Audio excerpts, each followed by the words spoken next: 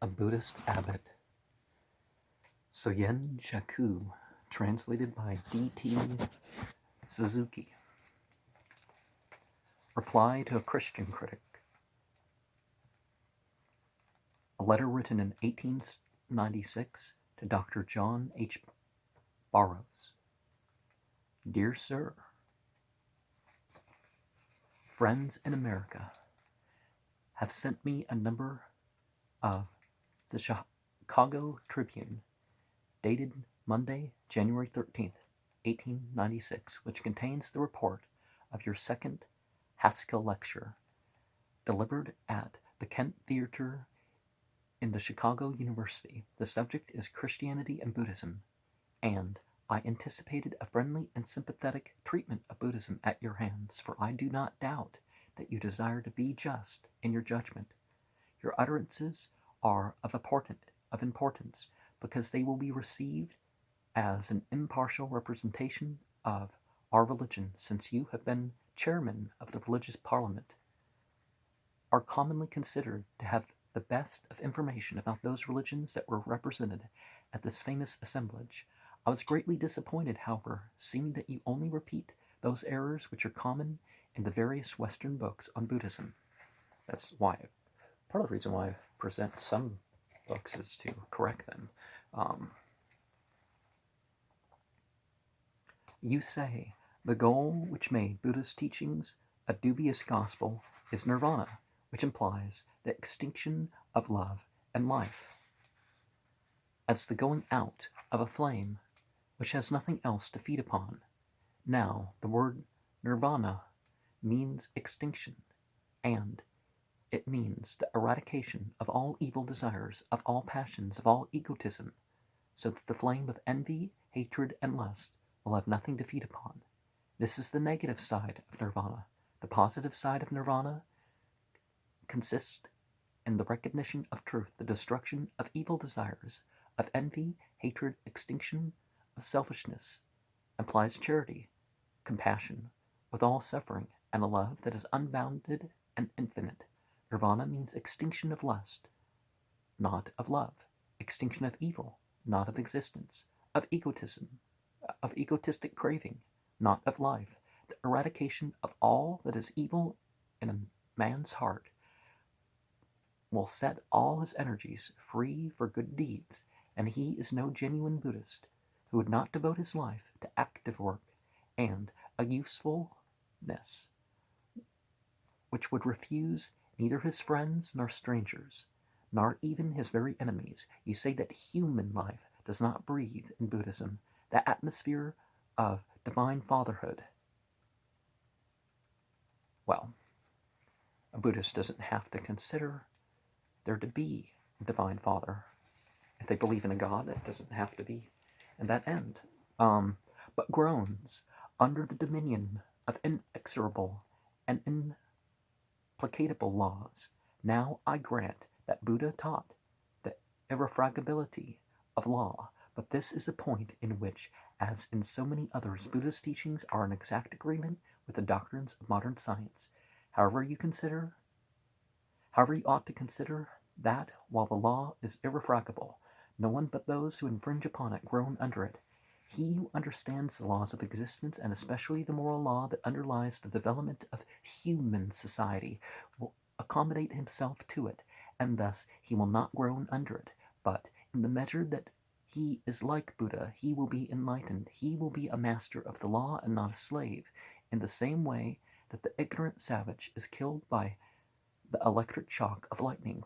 While an electric engineer uses it for lightening the halls and streets of our cities, the immoral man suffers from the moral law. He groans under its inexorable and implacable decree, while the moral man enjoys it, and turning it to advantage, glories in its boundless blessings. The same moral law is the source of enlightenment, and its recognition constitutes Buddhahood.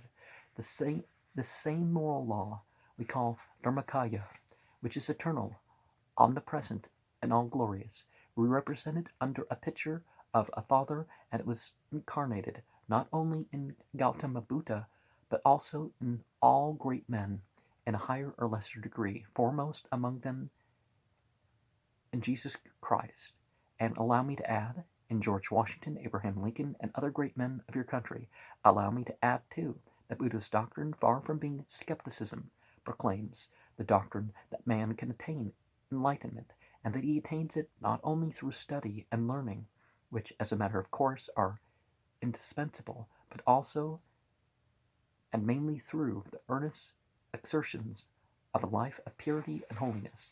Now, I would disagree with the incarnation of God even being connected to any, anything. But we know certain aspects of the Dharmakaya, of God, however you're going to phrase it, through even people. But that doesn't mean that they are incarnations of the principle. They may be perfect in their choices regarding certain principles, though. There are many more points in your lecture which I feel tempted to discuss with you, but they refer more to Christianity than to Buddhism, and may imply a misunderstanding of Christian doctrines on my part. Well, there's a wide variety of Christian doctrines. As long as they worship Jesus, they're Christians, but there's up to 8 different opinions on any matter in the Bible. Even, New Testament side. Some of them are innocuous. They don't really... Anyways, I'm anxious to know all that is good in Christianity and the significance of your dogmas so that I may grow in a comprehension of truth, but I have not as yet been able to see that mankind can be benefited by believing that Jesus Christ performed miracles. Well, many were believed to perform miracles. What difference does it make? Yeah. I do not deny the miracles, nor do I believe them. I only claim that they are irrelevant. The beauty and truth of many of Christ's sayings fascinate me, but truth does not become clearer by being pronounced by a man who works miracles. You say that we can explain Buddha without the miracles, which later legends ascribe to him, but we cannot explain Christ, either his person or his influence, without granting the truth of his own claim that he did the supernatural works of his Father. Now, if we look at the way people spoke, there's no indication that he thought of God as a literal father. And largely it's just because things were in Greek, right? We may grant that Jesus Christ is the greatest master and teacher that appeared in the West after Buddha. But the picture of Jesus Christ as we find it in the Gospel is marred by the accounts of such miracles as the great draught of fishes, which involves a great and useless destruction of life. For we read that the fishermen followed Jesus, leaving the fish behind, and by the transformation of water into wine at the marriage feast at Cana. Well, when the book was originally written, when the Gospel of John was originally written about Bacchus 4 centuries earlier, Bacchus is well known as a wine entity. Nor has Jesus Christ attained to the calmness and dignity of Buddha, for the passion of anger that overtook him in the temple, when he drove out with a rope in hand those that bargained in the holy place. Oh, that's one of the coolest things in the Bible, though.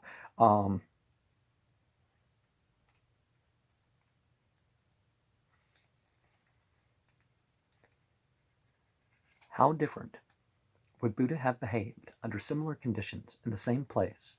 Instead of whipping the evildoers, he would have converted them, for kind words strike deeper than the whip. Well, that's true, though. I do not dare to discuss the statements you make about Christianity, for I fear I may be mistaken, but I am open to conviction and willing to learn.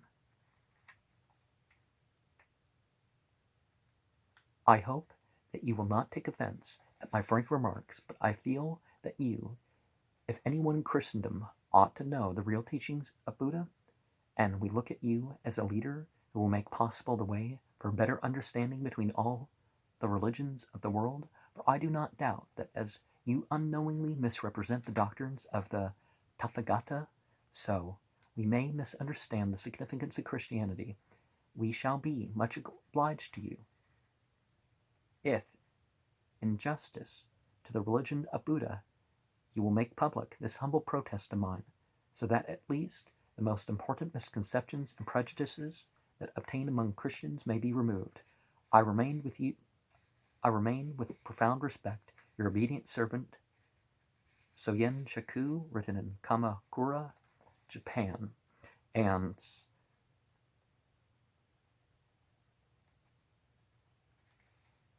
doing the will of the one who sent Jesus, Matthew 7:1. But Christianity is refuted by Matthew 7:22-23, in that those who do things in Jesus' name are the take up the cross and follow and that sort of thing. It's a lot more important things that we can refer to Christianity than just this idea of worshiping Jesus. But certainly every every deed counts, every belief counts.